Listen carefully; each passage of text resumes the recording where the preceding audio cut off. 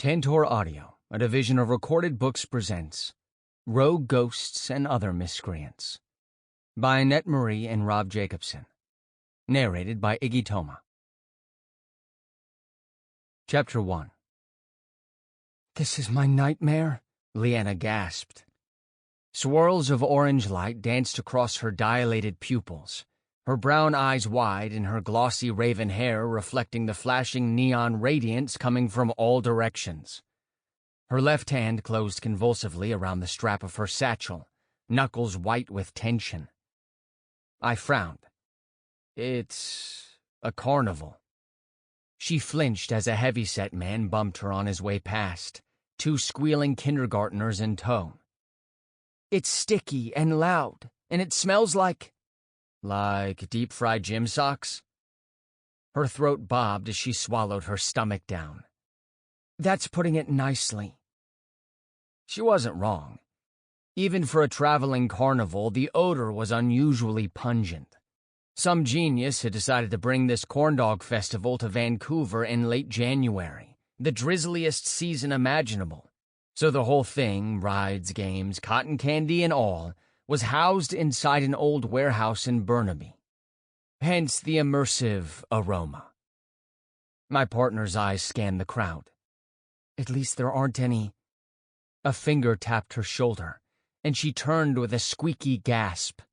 "Clowns." The finger belonged to a tall Pennywise look-alike, with thick white face paint and dead eyes. The clown loomed over her, his jaws opening inhumanly wide to reveal double rows of shark-like incisors. A wet gurgle bubbled out of his gaping throat. I'd seen Agent Lienna Shen frightened before. We'd been through some dicey situations, from springing a deadly booby trap in my former boss's secret lair, to fighting off demons and electrifying assassins, to surviving a sinking ship full of ultra-nasty baddies in open ocean. But I'd never seen anything close to the unvarnished terror that splashed across her face when faced with Bozo the Belligerent, viscous saliva hanging from his teeth. She reeled back and shoved her hand into her satchel for a weapon. Before she could ram a stun marble down the clown's throat, he disintegrated into a gray dust that blew away in a non-existent breeze. Lienna froze, then looked around wildly as though the clown might have teleported behind her. "So it's true," I mused. Her gaze snapped to me. "What? You're afraid of clowns?" "That was you?" The fact that my involvement was only now occurring to her, and not, say, when the clown's jaw had dislocated like the bug-spewing mummy from the classic Brendan Fraser adventure flick, was stronger confirmation. "I've suspected it ever since I noticed you avoid the old Ronald statue outside the local McD's," I confessed. "Now I know for sure." Releasing her satchel with jerky movement, she shot me a fiery glare. "Remind me to strangle you as soon as we're back at the precinct." She pushed into the bustling crowd, leaving me to rush after her. "Oh, come on," I said. "You can do better than that." "Do better than what?" "Strangle me? That's a boring human-style threat."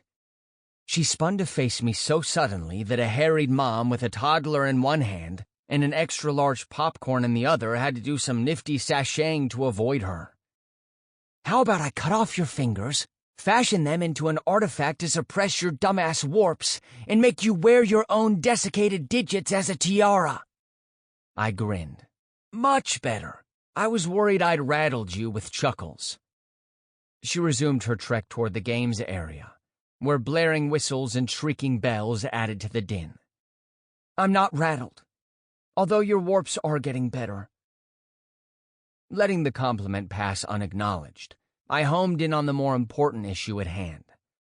"I assume there's a traumatizing clown experience in your past? What was it? A birthday party gone wrong?" "No."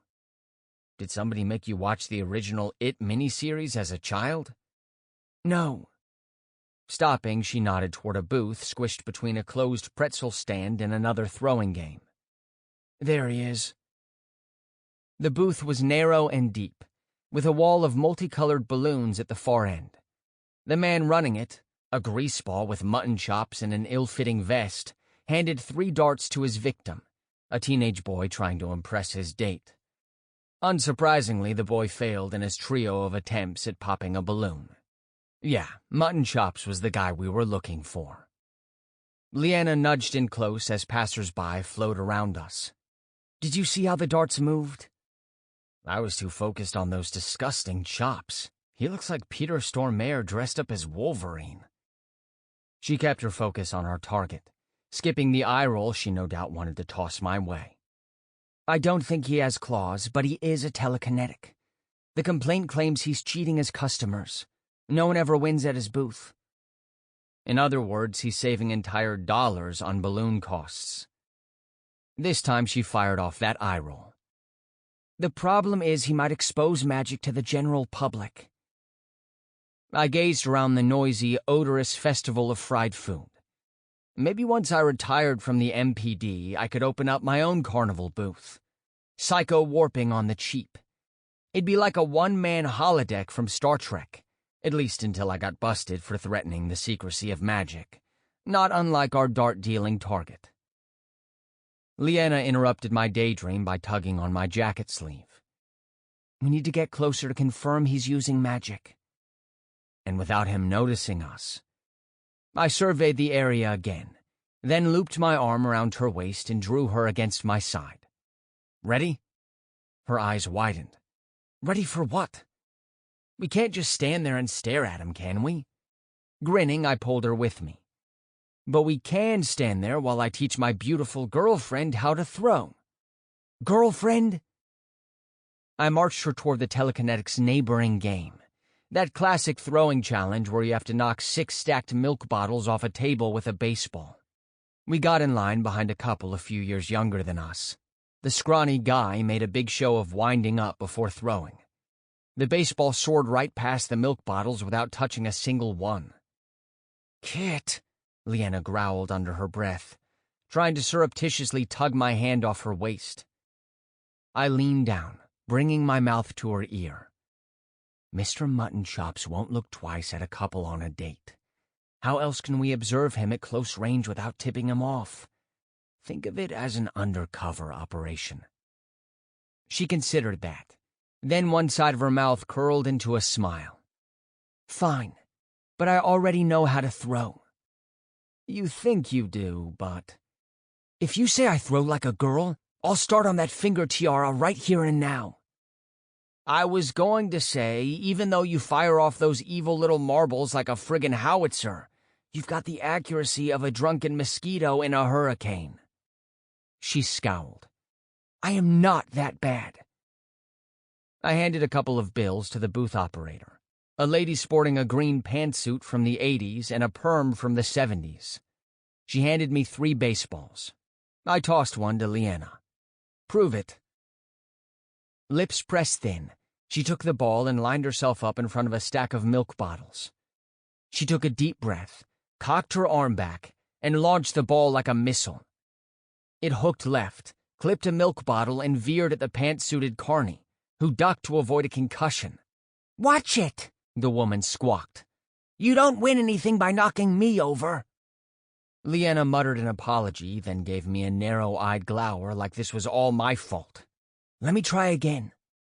"Be my guest," I replied, handing her another baseball. She wound up once more, and the projectile cut left a second time, missing the milk bottles by an inch and smacking harmlessly into the tarp behind them. Glower deepening, she folded her arms. "You can do better."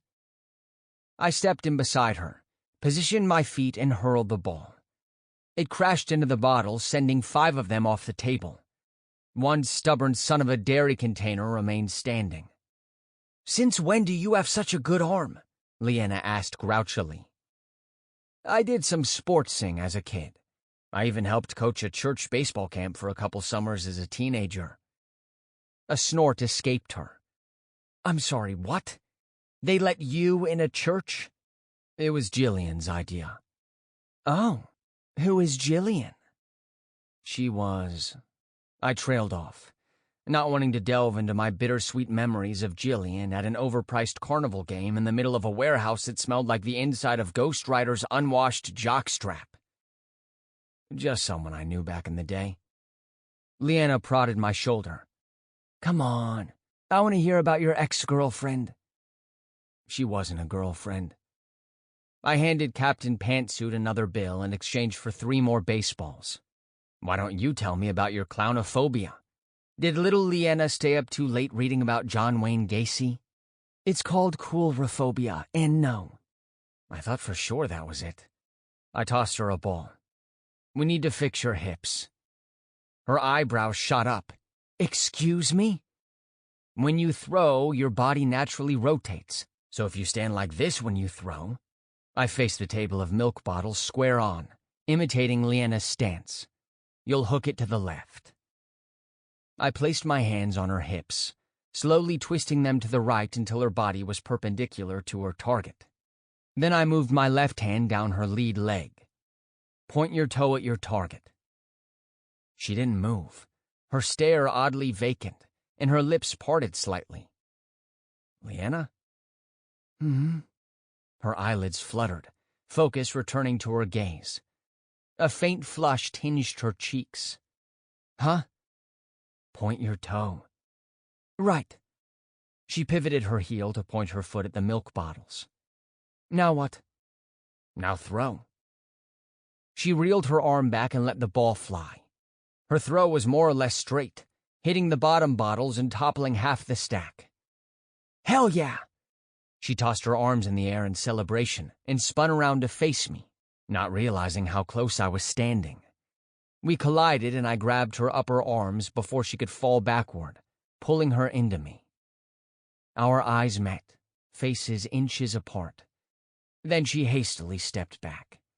I released her arms.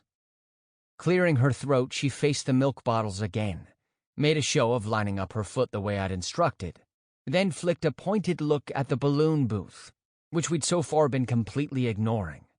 Right, our job. Our jobs were important. In fact, Lienna's career was so important to her that she wouldn't risk it on any unprofessional behavior, such as having a romantic fling with her partner. It was her choice, and I wasn't holding it against her. My crush was my own problem. All I could do was pretend real hard that I didn't think about her naked more often than was strictly professional. While Lienna practiced with her remaining baseballs, I struck up a casual conversation with the pantsuited carny, my attention drifting toward the neighboring booth. Mutton Chop smiled greasily at a fresh trio of teenagers as they handed over their hard-earned part-timer pay for a handful of darts. I watched as every throw veered into the balloonless spots on the board, even when it involved physics-defying flight paths. As I refocused on my date, Lienna hurled her final ball. It crashed through the bottom row of bottles, shattering the centermost one and sending the rest toppling. My eyebrows quirked. The only way that bottom bottle could have broken was if its base was glued to the table. Lucky for Ms. Pantsuit and Perm, we only investigated mythic frauds. Congratulations, the carny said with a false smile. What prize would you like? She gestured at the stuffed animals hanging from the top of the stall. My hand jumped into the air, finger pointing at the only possible choice. A hot pink unicorn the size of a chubby corgi with squat little legs and a sparkly rainbow-colored horn. No thanks, Lienna said, pushing my arm down. We can't carry it. You won, so you get a prize. The woman tugged the unicorn down and held it out insistently. I scooped Sir Sparkles the Joy Bomb out of the woman's hands and hugged him tightly to my chest. His beady eyes bulged and Lienna's brown eyes rolled. We have a job to do, remember? She muttered out of the corner of her mouth. And we can go ahead and do it now, I replied with a chipper grin. Mutton Chops manipulated every throw for his last 3 customers. He's 100% guilty. Nodding, she marched to the next booth, taking the place of the dejected teenagers who'd walked away empty-handed. The milk bottle lady was busy sweeping up broken glass, and no other customers were within earshot of the balloon booth. Muttonchops opened his mouth to start his welcome spiel, then choked when my partner flashed her badge. "Agent Shen," she said. "This is my partner, Agent Morris." I sidled up beside her, still hugging my new best friend. "You can call me Kit. Agent Morris and I have received a tip that you're using magic in front of humans. That's a violation of—" "I ain't using magic," Muttonchops interrupted aggressively. "You can't prove nothing." Ugh, even his voice was greasy. "We don't need to prove anything," I said, smoothing Sir Sparkles' mohawk-like mane. "We witnessed it with our own two peepers, so we can testify against you. Great, huh?" He smiled meanly, twirling a pair of darts in his hand. "As I was saying," Lienna said, reaching into her satchel, "you're under arrest for violations of—" Muttonchops opened his hand and the two darts launched at her as though fired from an invisible slingshot. I swung Sir Sparkles into their path, and the darts sank harmlessly into his thick, huggable tummy. The greasy telekinetic grabbed a fresh handful of darts and hurled them at us the old-fashioned way, while simultaneously diving toward the back of his booth. Sir Sparkles took another one for the team. Then Lienna and I vaulted over the counter. Our target had vanished behind the tarp that formed the booth's rear wall, and we shoved through it to find him escaping down the narrow gap between booths in a weird sideways shuffle. His natural grease must have been helping him slip through. We gave chase. At the end of the cramped corridor, he whirled around and flung a shiny dagger at us with the full force of his telekinesis. Lienna and I dove for the floor. The dagger flew over our heads as I landed on Sir Sparkles. What? Of course I hadn't abandoned him. We leaped up again, but Muttonchops had already disappeared. Racing out of the corridor, we burst into the bustle of the carnival. Innocent entertainment seekers swarmed in every direction, and I rose onto my tiptoes, trying to spot the armed and stabby psychic scam artist. I couldn't see him, but he could only have gone left or right. Lienna and I exchanged swift glances. Then she sprinted right and I sprinted left. My route carried me toward the warehouse entrance. If Muttonchops was trying to make like Harrison Ford and play fugitive, the exit seemed like an obvious choice. I bobbed and weaved through the throng of exiting people, searching for a glimpse of Muttonchops. There were many greasy heads for my eyeballs to sift through, but only one with those fugly face whiskers. They were like an eyesore beacon, calling my gaze to them as he shoved past a young couple and charged outside. I picked up speed, using Sir Sparkles to push through the double doors and into the gloomy January weather. Rain had dampened everything outside, the wet haze shrouding the city. Muttonchops raced for the back of the parking lot, where a chain-link fence separated it from a railroad. The pavement was slick, but I managed to close the gap by the time he reached the fence. "Hey, dickhead!" I called as I skidded around the bumper of a silver Prius and held the unicorn's pin-cushioned belly aloft.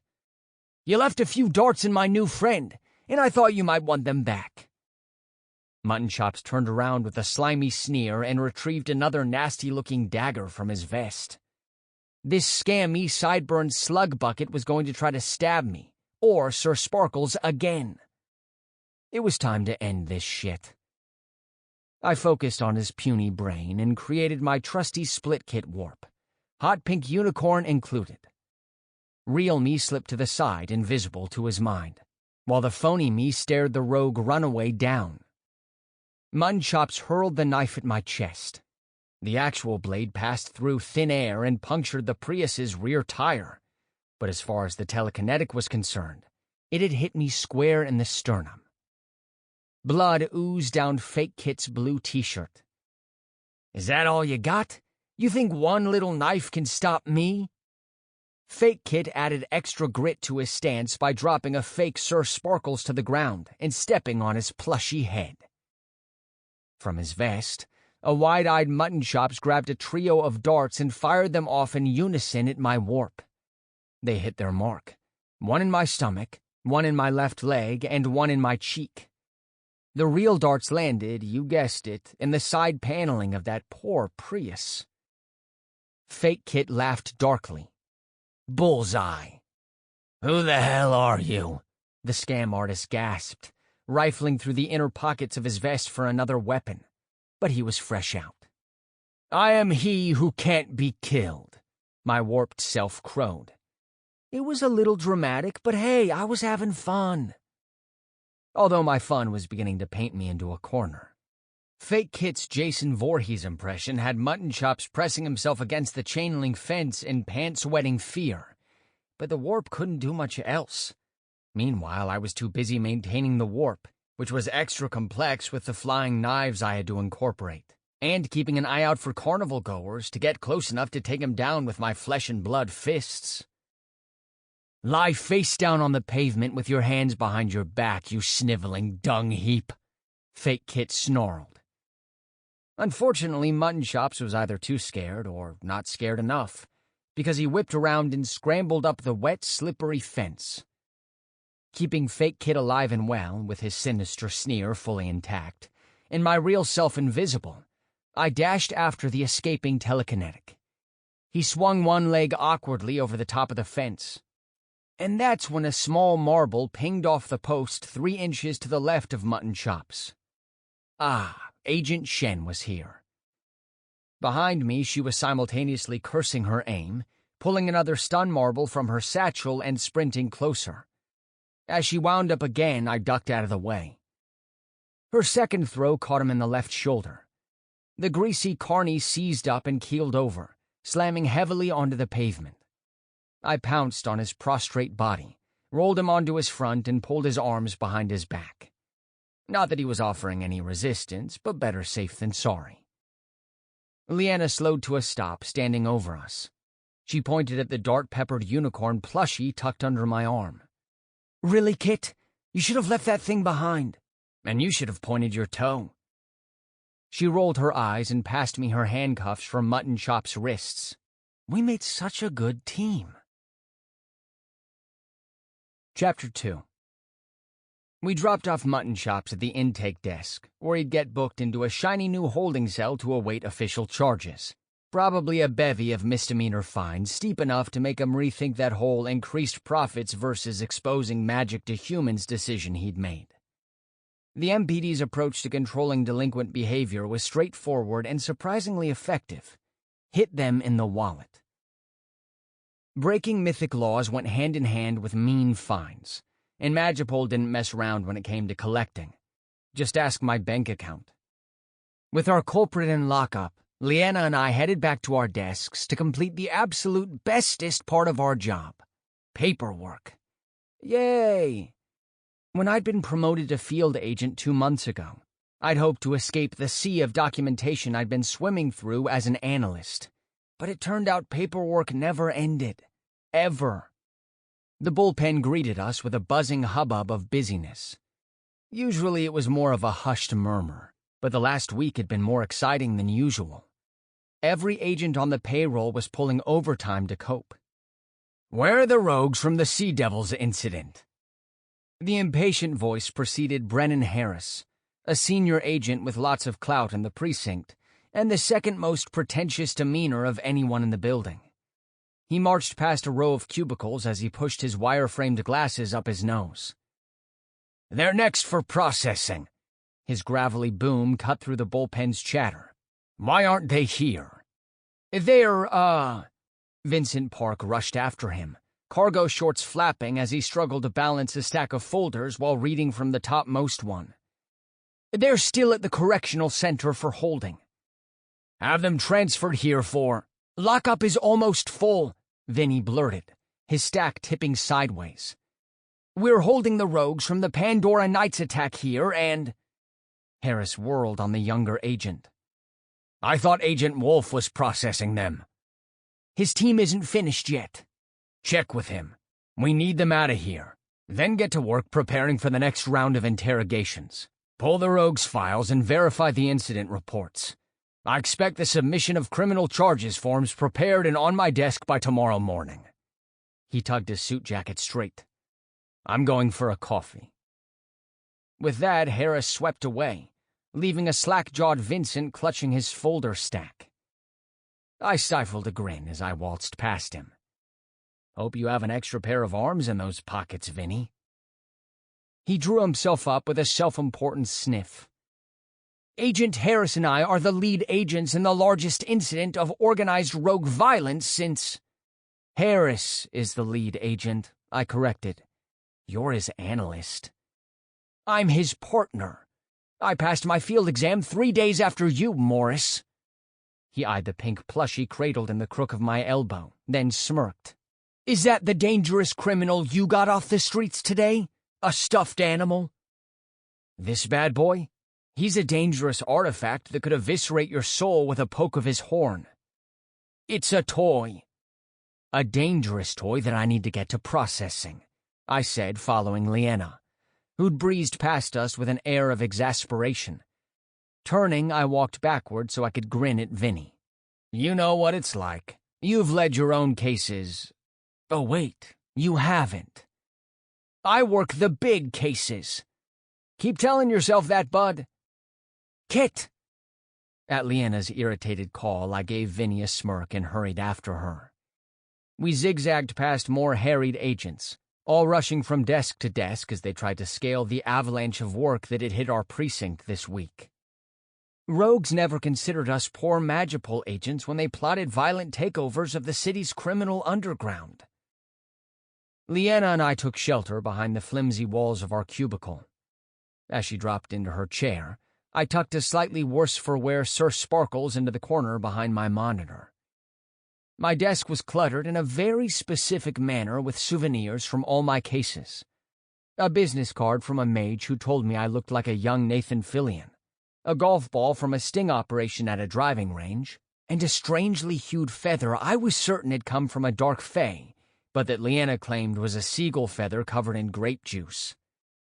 My partner's desk, by comparison, was hyper-organized in a way that clashed magnificently with her bohemian fashion sense. In unison, we turned toward the file on our desk, the complaint about mutton chops, whose actual name was Berkeley. Time for that paperwork. We got the short end of this stick, I muttered, sitting down and flipping the folder open. Not that I'd ever admit that to Vinny. Lienna glanced my way. What do you mean? I waved around at the bullpen. Half the precinct is working overtime because a dark art sorceress from Russia activated her evil mastermind mode, attacked Vancouver's toughest combat guilds, and tried to seize control of the city's black market from all other criminal syndicates. Why do you sound so excited? Because it's awesome, I grinned unrepentantly. It's like an entire season of Peaky Blinders crammed into 4 days of real life. A city-wide power struggle between crime families, guilds banding together to stop it before they could be annihilated. And the best part is, the evil Russian sorceress wasn't taken out by a guild or the MPD, but by Vancouver's most notorious rogue. She shook her head. That's not a good thing, Kit. No, but it was super badass. I flopped back in my chair. Our homegrown rogue went all Walter White and was like, no way is this import sorceress taking over my turf, and... What's your point? She interrupted with a poorly suppressed smile. It sucks we aren't working on it too. We did tag those 2 rogues who escaped the first wave of arrests. Shrugging, she tapped the open folder for the telekinetic. With so many agents working on the aftermath of all that, someone has to pick up the slack. It's actually a vote of confidence from Captain Blythe. I cast a skeptical look at our inbox. Not the digital kind, but an old-fashioned plastic basket where a stack of folders awaited our attention. Lienna and I had spent most of our agent partnership working on follow-ups for other cases, investigating tips and complaints from the hotline, and handling arrest warrants for low-level crooks who hadn't shown up for summonses or trials. She was right that our caseload and the urgency of those cases had increased by several degrees over the past week, but I wasn't convinced it was because Blythe had faith in us. Well, Lienna said on an unenthusiastic exhale, we should start our report for today's arrest. Describing the suspect's capture will be interesting. I poked the power button on my computer, firing it up. Meaning what? You used magic in public. How else was I supposed to stop the guy? Not in public, that— Sample complete. Ready to continue?